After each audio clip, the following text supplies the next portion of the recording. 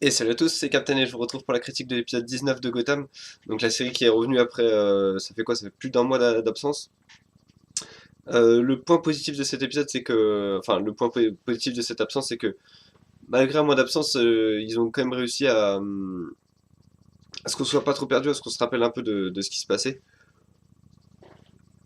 On a également des intrigues qui commencent à se lancer véritablement, et d'autres qui se concluent de façon, enfin, j'ai envie de dire il était temps parce que je vais tout de suite commencer par Par, par ce dont je voulais parler, en fait, c'est l'intrigue de Fish Money, donc, qui était toujours coincé sur cette île avec le professeur Dollmaker, donc probablement le nouveau Dollmaker.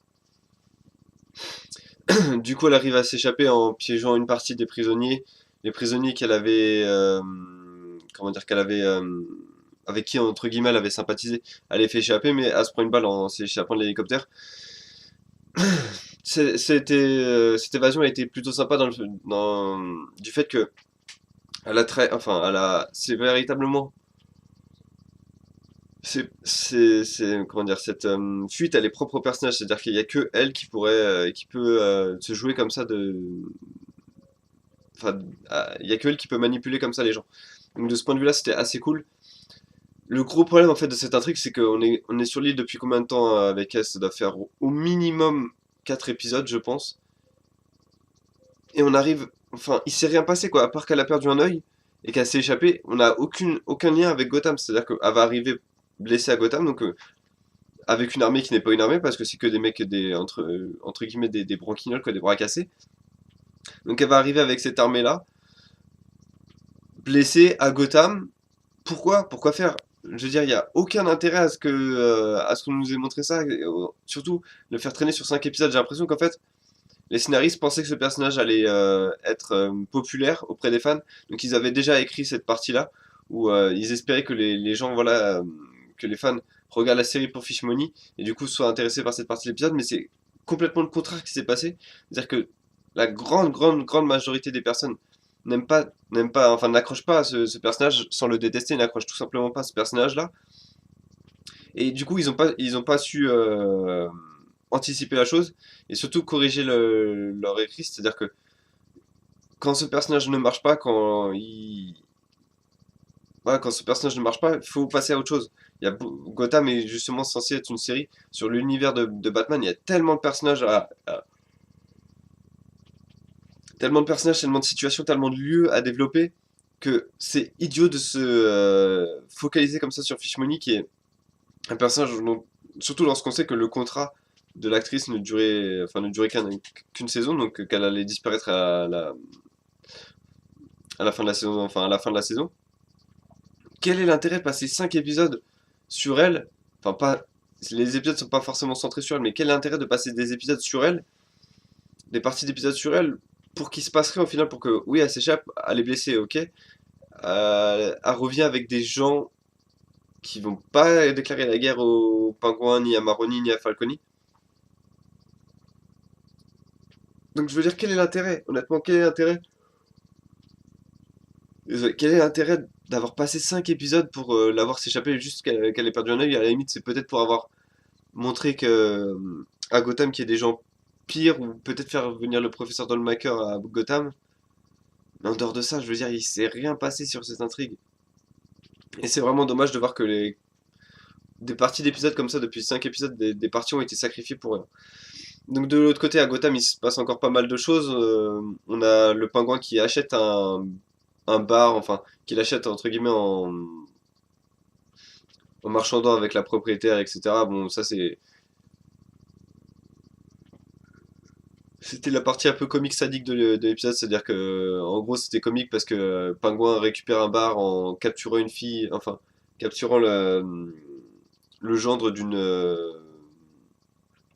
de la propriétaire, mais en lui coupant les doigts, etc. Bref, ce qui était marrant, c'est de voir qu'en fait il récupère un bar avec ça, mais bon, c'était pas non plus à ce de rire, de rire, c'était juste peut-être pour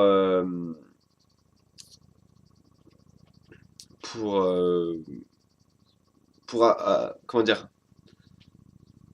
accentuer le fait que tous les gens dans Gotham sont un peu tarés. Enfin, tout ça pour qu'au final, on apprenne que le pingouin veut récupérer le bar juste parce que il veut y tuer Don Maroni.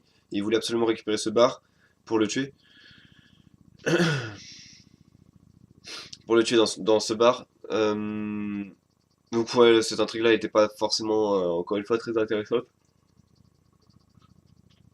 Là où c'est peut-être un peu plus intéressant, c'est de voir que Bruce Wayne donc, se lance à la poursuite de l'homme qui a poignardé Alfred chez eux. Et là où j'ai été assez confus, c'est que cet homme siégeait au conseil des Wayne, mais apparemment c'était juste un tueur à gages qui du coup il siégeait juste pour, euh, pour une réunion. Et sinon c'était un SDF. J'ai vraiment énormément de mal à croire à ça. Parce que pour moi, si le conseil Wayne l'avait embauché, l'avait même ne serait-ce que pour ralentir Alfred, théoriquement, si c'est le conseil Wayne qui le paye, il a largement de quoi payer assez pour se tirer de Gotham, ou au moins s'acheter une maison, s'acheter une chambre d'hôtel ou un truc comme ça, quoi. Après, il joue sur le fait que c'était un addict de médicaments ou de drogue, mais même de ce point de vue-là, je veux dire, j'ai vraiment beaucoup de mal à croire que cet homme était juste entre guillemets random quoi. C'était juste enfin ouais, un ancien soldat qui était tombé dans la drogue et que le conseil Wayne a comme ça embauché. J'ai vraiment beaucoup de mal à croire à cette partie-là. Enfin de ça, cette intrigue-là sert juste à nous donner le nom de la personne qui veut supprimer Wayne, qui veut supprimer Bruce Wayne. Mais encore une fois, quel est l'intérêt de donner un nom comme ça? Parce que le nom, je l'ai déjà oublié. Ça aurait été tellement plus simple et tellement plus chaotique dans l'esprit de Bruce de dire en fait c'est le conseil qui m'a embauché pour te buter. Ça aurait été tellement mieux pour la série d'entendre dire ça plutôt qu'un nom dont, dont on va oublier, qu'on va oublier quoi. Au moins, ça aurait été beaucoup plus logique, beaucoup plus pratique de mettre un. Voilà, juste c'est le conseil des Wayne qui m'a embauché pour te tuer, quoi. Et là, du coup, ça aurait mis Bruce en conflit avec sa société tout entière. Et ça aurait été plus intéressant.